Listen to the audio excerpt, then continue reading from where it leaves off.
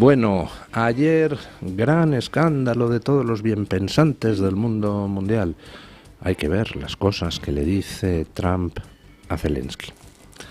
Bueno, yo ahora le voy a decir algunas cosas a Zelensky que Trump no le ha dicho y que creo que alguien debería decir en algún momento.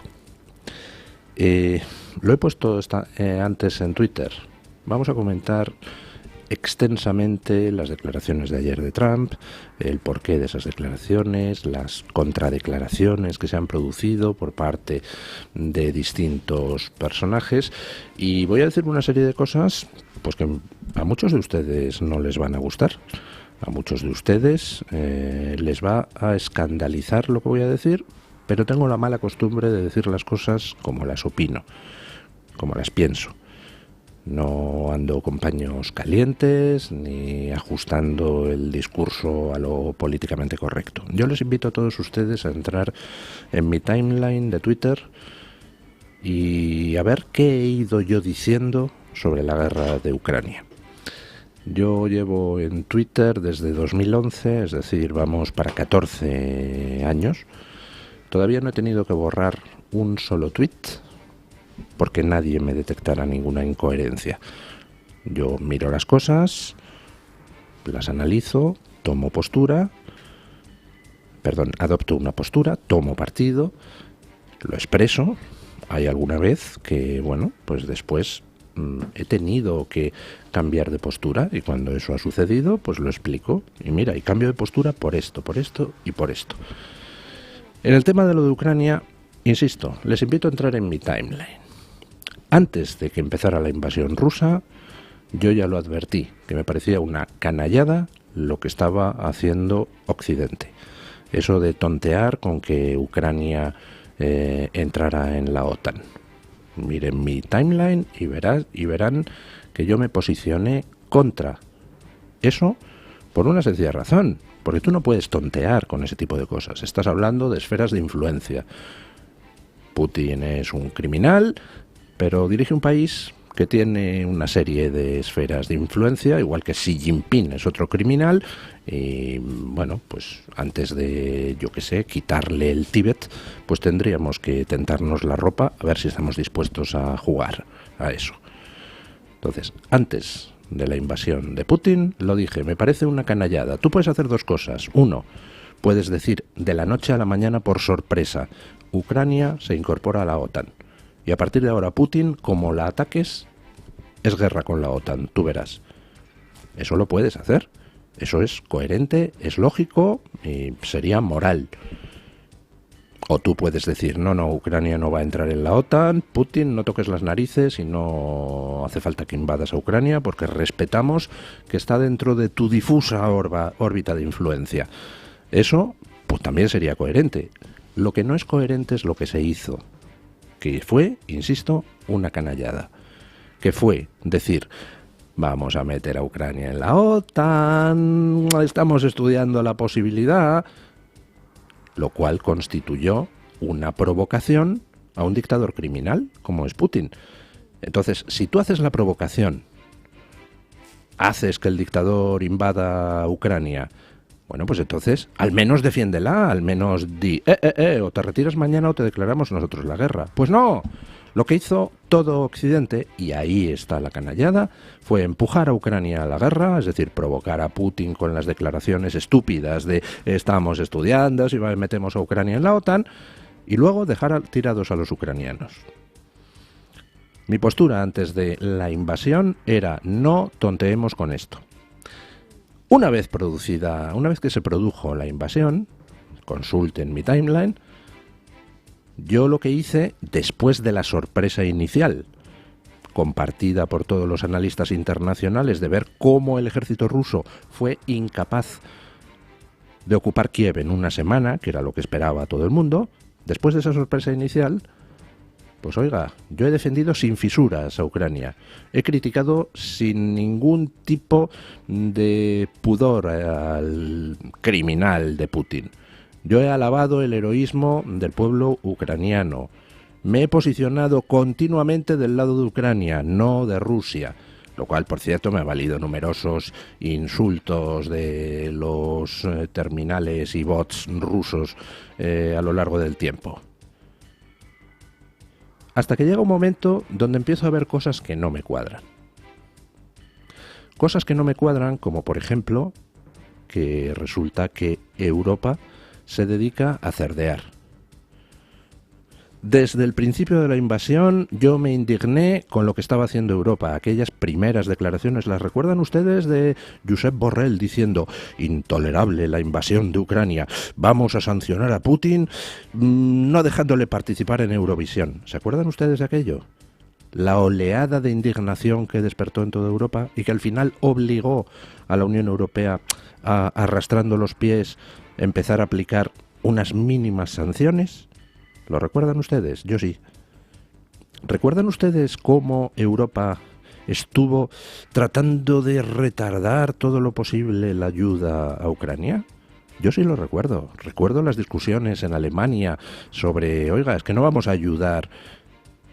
Lo recuerdo perfectamente, y como al final el gobierno alemán, los muy canallas, lo que dicen: venga, vamos a enviar ayuda militar a Ucrania.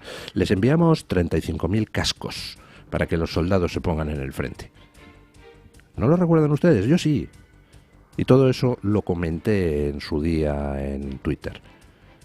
Yo me indigné desde el principio de que Europa no ayudara a Ucrania a muerte. Bueno, al final parece que poco a poco iban poniendo sanciones, siempre eran insuficientes. Oiga, vamos ya por la 16ª ronda de sanciones, lo que quiere decir que las 15 anteriores no han funcionado, ¿verdad? ¿Por qué no se han aplicado todas las sanciones desde el principio? Y ahí es donde entra la figura de Zelensky. Hay algo que me lleva rechinando muchísimo tiempo. Yo les invito a ustedes a ponerse en la piel de Zelensky, a pensar qué pasaría si en España estuviera sucediendo lo que sucede en Ucrania y ustedes fueran el presidente del gobierno español.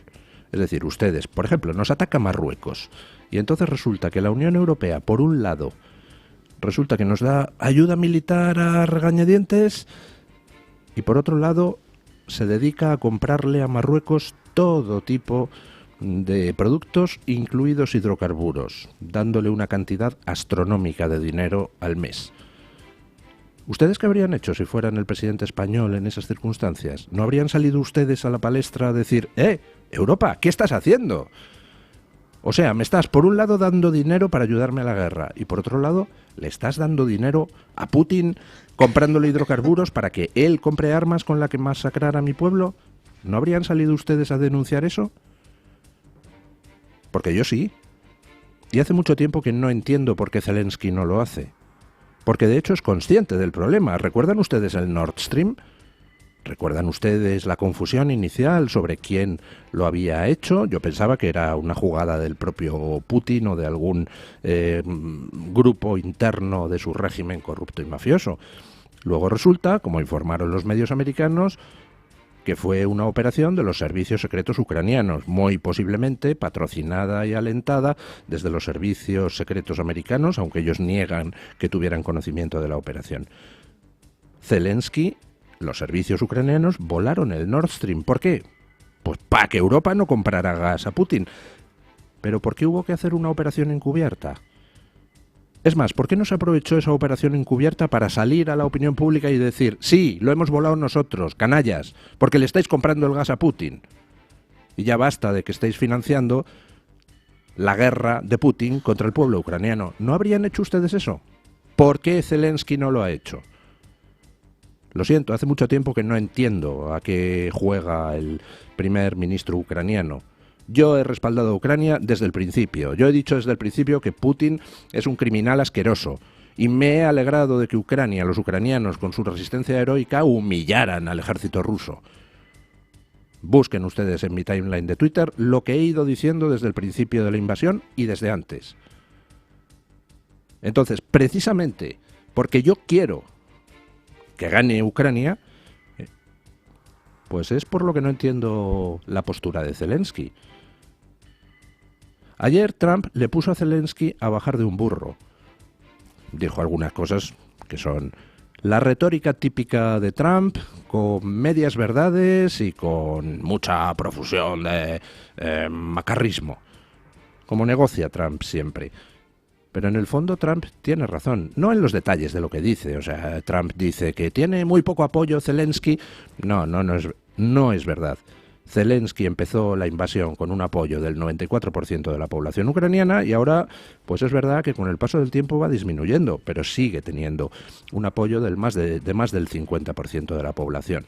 Y es verdad que si se celebraran unas elecciones, pues Zelensky no las ganaría otro candidato independiente que es el actual embajador ucraniano en el Reino Unido. Pero sigue teniendo una intención de voto del 24% Zelensky, es decir, que Zelensky no es que su popularidad esté por los suelos, como dice Trump. Y tampoco es cierto que Zelensky sea un dictador. Es verdad que en Ucrania no se han celebrado elecciones, pero porque es un país en guerra. Durante la Segunda Guerra Mundial, Reino Unido no celebró elecciones porque no se podía celebrar elecciones con el país bajo las V2 alemanas, cayendo todos los días bombas en Londres. Entonces, esas cosas que dice Trump pues son la típica retórica macarril de Trump, porque es su forma de negociación. Pero el fondo de lo que dice, pues ¿qué quieren que les diga? A mí hay cosas que no comprendo en Zelensky. Y luego a lo largo del programa vamos a ver exactamente por qué se ha producido esta reacción de Trump. Porque tiene su origen en una cosa muy concreta. Y es que las conversaciones de paz se iniciaron en Arabia con el acuerdo del G7 y de Zelensky. Y de hecho, Zelensky ya había programado su viaje a Arabia para participar en las negociaciones de paz, con un formato que todavía no se conocía y que dependía de lo que fuera aceptable para rusos y ucranianos. Y de repente se produce ¡pap!, una marcha atrás. Y Zelensky, yo me pregunté en Twitter, lo pueden ustedes buscar, ¿ha sido por presiones de la UE o ha sido por presiones de su propia opinión pública? Zelensky metió marcha atrás, canceló el viaje a Arabia Saudí y se puso a decir lo de que Europa tenía que participar en las negociaciones. Claro, le ha dejado a Trump con el culo al aire. Tú vas a Arabia Saudí con un compromiso de que va a haber negociaciones y de repente se descuelga Zelensky, lo cual hace las conversaciones Estados Unidos-Rusia pues absolutamente irrelevantes. Estados Unidos y Rusia pueden acordar lo que les dé la gana. Si Zelensky no acepta el plan de paz, pues no hay plan de paz posible. Y por eso reacciona Trump con su característico estilo macarril. Pero insisto en las preguntas. ¿Por qué Zelensky no ha querido denunciar lo que es una evidente complicidad de la Unión Europea con una Rusia a la que le compra gas, pues, a cascoporro? ¿Por qué Zelensky no ha señalado a Pedro Sánchez a decir, ¿por qué has triplicado las compras de gas ruso, tío? ¿Por qué? Es que no lo entiendo, y no lo entiendo desde hace muchísimo tiempo. Y me gustaría llamarles la atención sobre una cosa. Zelensky no es Ucrania. Igual que Sánchez no es España o Macron no es Francia. Cuando Macron actúa defendiendo los intereses de Francia o los de Macron. Pues hombre, algunas veces defenderá los intereses de Francia, otras veces defenderá los suyos personales. Cuando Sánchez actúa, defiende los intereses de España o los suyos personales. Hombre, ahí no tenemos duda, 100% de las veces defiende los suyos personales y 0% de las veces defiende los intereses de España. Y en el caso de Zelensky, ¿cuál es el porcentaje? ¿Estamos seguros de que Zelensky defiende los intereses de Ucrania? ¿O defiende los suyos? ¿O defiende una mezcla? Pues posiblemente una mezcla. Y es una mezcla donde yo hay cosas que hace muchísimo tiempo que no entiendo. Por ejemplo, lo de señalar a los gobiernos europeos que están financiando el esfuerzo bélico de Putin. Es incomprensible. ¿Ustedes no lo denunciarían si fueran el presidente ucraniano? ¿No dirían, Europa, ¿qué estás haciendo? ¿Por qué él no lo hace? Bueno, ¿cuáles han sido las reacciones al mensaje de Trump? Al mensaje desaforado y macarril. Pues mira, que se van cayendo las caretas. Y me parece estupendo que Trump entre como elefante en cacharrería para que se caigan las caretas y para que se acaben las ambigüedades y para que afloren las contradicciones. Y ya, por ejemplo, tenemos una respuesta desde Europa. El presidente lituano, como respuesta a Trump, ha lanzado un plan de 5 puntos para que Europa defienda a Ucrania.